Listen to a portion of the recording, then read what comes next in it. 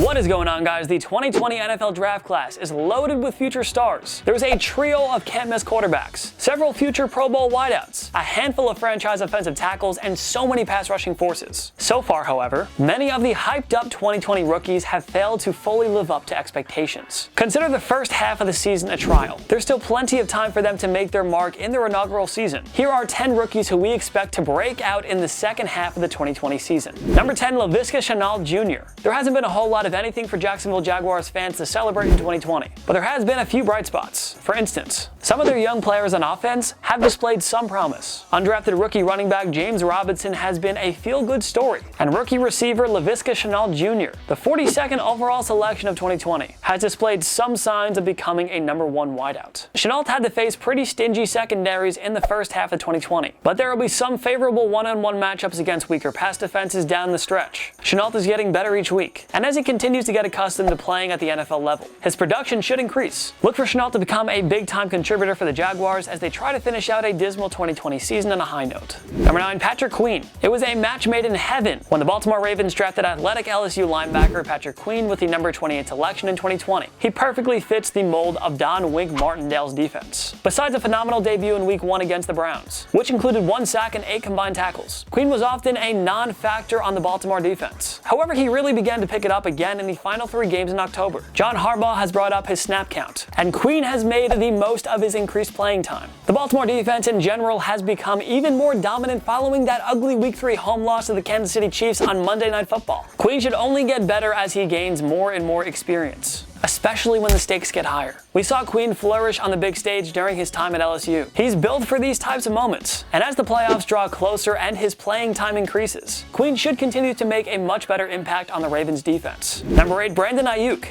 Number 8, Brandon Aiyuk. Just as Aiyuk was starting to come along and produce some impressive stat lines, his starting quarterback Jimmy Garoppolo went down with what appears to be a season-ending injury. Then Aiyuk missed a game because he was on the COVID list. But with all of that behind him, it appears as though Aiyuk is ready to roll in the second half. He may not have Jimmy G anymore, but the former Arizona State wideout has also looked pretty impressive during his short stints with backup Nick Mullins under center. With a skill set like Aiyuk's, you know Kyle Shanahan will be keen on trying to get the ball into his hands so that he can make some big plays, like the one he made against the Eagles in Week 4. The Niners are banged up on both sides of the ball. Their offense will need to score points to compensate for a weakened defensive unit. And with playmakers like Garoppolo, George Kittle, and Raheem Mostert dealing with injuries, San Fran will be forced to put even more on Aiyuk's plate. We expect him to flourish as a result of this. Number 7, Jonathan Taylor. The Indianapolis Colts made one of the best selections of the draft when they took Wisconsin running back Jonathan Taylor with a number 41 pick in 2020. Going into the season, the big question was who would see the bulk of the workload in Indy's backfield, Taylor or Marlon Mack? Then the latter unfortunately suffered a torn Achilles in Week 1 that abruptly ended the season. As a result, the starting running back job automatically went to Taylor, but his production was hardly spectacular in the first half. Frank Reich often had to rely on Phillip Rivers and the passing game to lead the way, but the Colts should look to change that in the second half. Taylor only had one 100-yard game prior to the Colts' Week 7 bye. It came in Week 2 against the Minnesota Vikings. But guess what? It's because they gave him 26 carries in that game. He didn't see more than 17 in any of the other contests. So the goal should be simple for Reich and company. Give Taylor close to 20 touches a game in the second half. There's no need for them to overly rely on the aging Rivers. Get the ball out of his hands quickly when possible and feed Taylor. This guy can be a total game changer if the Colts give him a chance, and we expect them to do just that in the second half. Number 6, Derrick Brown. Needing to bolster their defense after losing franchise great Luke Kuechly to retirement, the Carolina Panthers drafted Brown with the 7th overall pick. The 6'5", 326-pound defensive tackle saw a limited snap count through the first 5 weeks. In fact, new head coach Matt Rule significantly decreased Brown's playing time after the first 2 games. To be fair, this is a young, rebuilding Carolina defense that's full of rookies. The Panthers used every pick in 2020 on that side of the ball,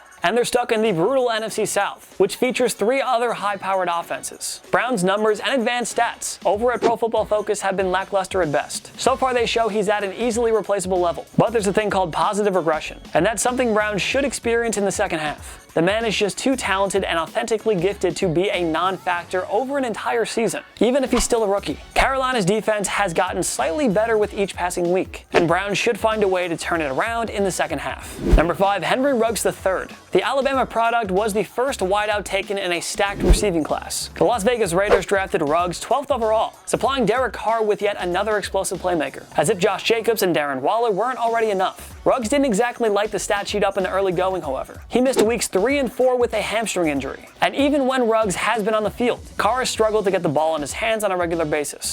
That simply has to change in that second half. Jacobs hasn't been as dominant in his sophomore year, and Waller is drawing more and more attention from opposing defenses these days. Ruggs has made a handful of game-changing plays, most notably his 72-yard touchdown catch in a Week 5 upset over the Kansas City Chiefs. Now the goal is to do that more consistently instead of once every 4 or 5 games. With Ruggs hopefully at full health now, the Raiders need to feature him more on their offense. The second half schedule is a lot more forgiving too, so expect Ruggs to take off down the stretch. Number 4, Isaiah Simmons. The Arizona Cardinals knew they simply couldn't pass up on Simmons with the number 8 pick. After all, ridiculously talented athletes who can play linebacker, safety, or cornerback don't come around all that often. While the Cardinals' defense has improved significantly compared to last season, even without Chandler Jones, Simmons hasn't been much of a factor in the turnaround. From weeks 1 to 6, he never played more than 29% of the team's defensive snaps in a game. And in 4 of those games, Simmons was on the field for less than 20% of Arizona's defensive snaps. While week 7 against the Seattle Seahawks hopefully marked the start of a turnaround for Simmons, he only played 5 snaps that game. But guess what? His interception of Russell Wilson in overtime set up Zane Gonzalez's game-winning kick. That ought to be a confidence booster for Simmons, and it surely reminded Cliff Kingsbury what this kid is capable of.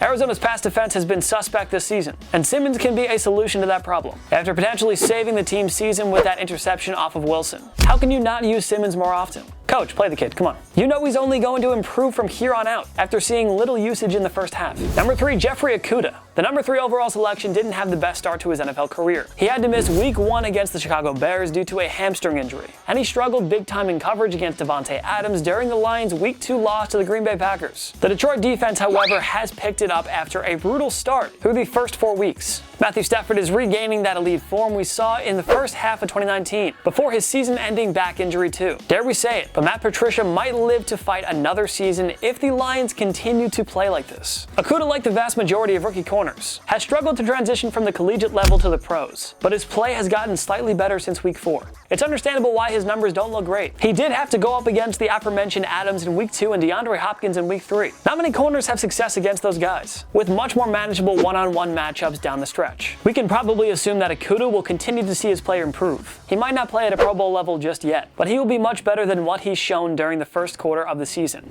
Number 2, Jerry Jeudy. John Elway spent the offseason loading up on offensive playmakers for second-year quarterback Drew Lock. The ultimate prize was Alabama wideout Jerry Jeudy, whom the Denver Broncos selected at number 15 overall. But Judy's production was understandably, well, not so great when Lock went down with a shoulder injury in week 2. That forced the Broncos to play Jeff Driscoll, and later Brett Rippon, for the next 3 games. Even when Lock returned for week 5 against the New England Patriots, Jeudy wasn't able to produce much. In weeks 5 and 6, Jeudy only totaled 4 receptions for 52 yards and 0 scores. Let's not forget how great Lock looked in those final 5 games he started last season, as he gets back to full health and more in sync with his new receivers. Lock should only get better, and so shall Jeudy. I mean, come on. Jeudy and the Broncos went up against elite defenses from Pittsburgh, and New England, and Kansas City in the first half. The second half schedule, on the other hand, is loaded with games against lackluster secondaries. Lock and Jeudy really have nowhere to go but up from here. Look for these two to really build their chemistry together as the season progresses. Number 1, Tua Tagovailoa. The Miami Dolphins finally found a franchise quarterback in Tua Tagovailoa, the number 5 pick of 2020. But the coaching staff wisely decided to play it safe with Tua as he recovered from a career-threatening hip injury.